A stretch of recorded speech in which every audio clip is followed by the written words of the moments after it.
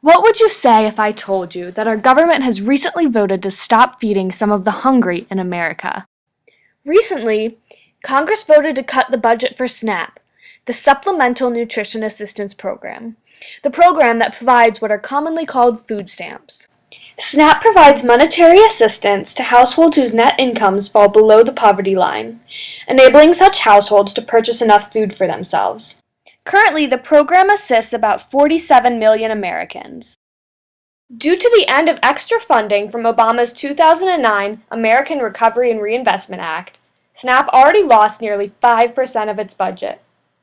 House Republicans want to go much, much further, and have passed a bill which would cut nearly $4 billion a year from SNAP's budget, about a tenth of the current budget. The Senate voted to cut only about $410 million from the budget. Vastly less, but the effects of this cut will still be felt by millions of Americans. Listening to this could say, Charles Murray is saying that the government is making people lazy. You know, that's obviously a simplification of what I'm saying.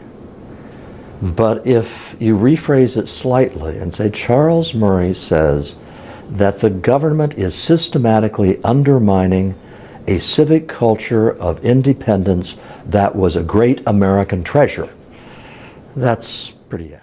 Many conservatives see good reason for cutting the funding of SNAP. They claim, first of all, that it's an ineffective program. According to one conservatively biased researcher, it's hard to know whether food stamps end food insecurity. Furthermore, they claim that participation in SNAP may cause government dependency. They also claim that there's too much abuse of the system and misallocation of funds. There are a great number of cases where food stamps are sold for cash. There are myriad ads such as this one on Craigslist. But how true are these allegations? Is SNAP doing any good? Often depicted as a drain on the economy, studies have shown that those on food stamps actually helped create an economic stimulus. A USDA study found that for every $5 in new SNAP benefits generates a total of $9.20 in community spending. Contrary to the arguments against SNAP, it has actually been found that SNAP is not only an effective way of reducing hunger and poverty, but also benefits the entire American economy. First of all, several studies have found that SNAP does in fact reduce food insecurity. Children who participate in SNAP benefits are less likely to be underweight or to experience developmental issues than those who are eligible but do not participate. Furthermore, there's actually not that much fraud or misallocation of funds. In 2011, only 1% of SNAP benefits were illegally bought or sold. In the same year, only 2% of SNAP households had income above the poverty line, which reveals how rare the misallocation of SNAP funds is. Furthermore, SNAP stimulates economic activity.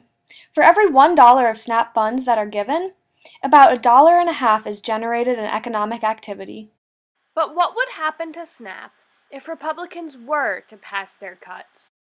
It's very important. You know, it's a lot of us don't have anywhere to go and anything to eat. We have seen more and more families come in with their food stamps even, cut or taken off. As we meet with agencies, they're telling us, people are calling us, they're desperate to get on our list, but you don't have a whole lot more food to send us, so how are we going to meet this need? The House bill would deny food assistance to approximately 3.8 million people in its first year.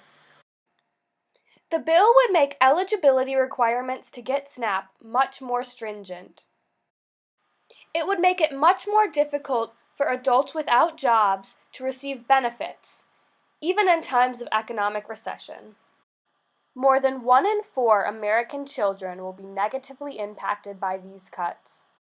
Overall, it seems that the negative impacts of the cuts greatly outweigh the few drawbacks of the Supplemental Nutrition Assistance Program. I propose that instead of cutting the budget, Congress should focus on further reducing fraud within the system or raise the national minimum wage so that fewer working families need SNAP benefits.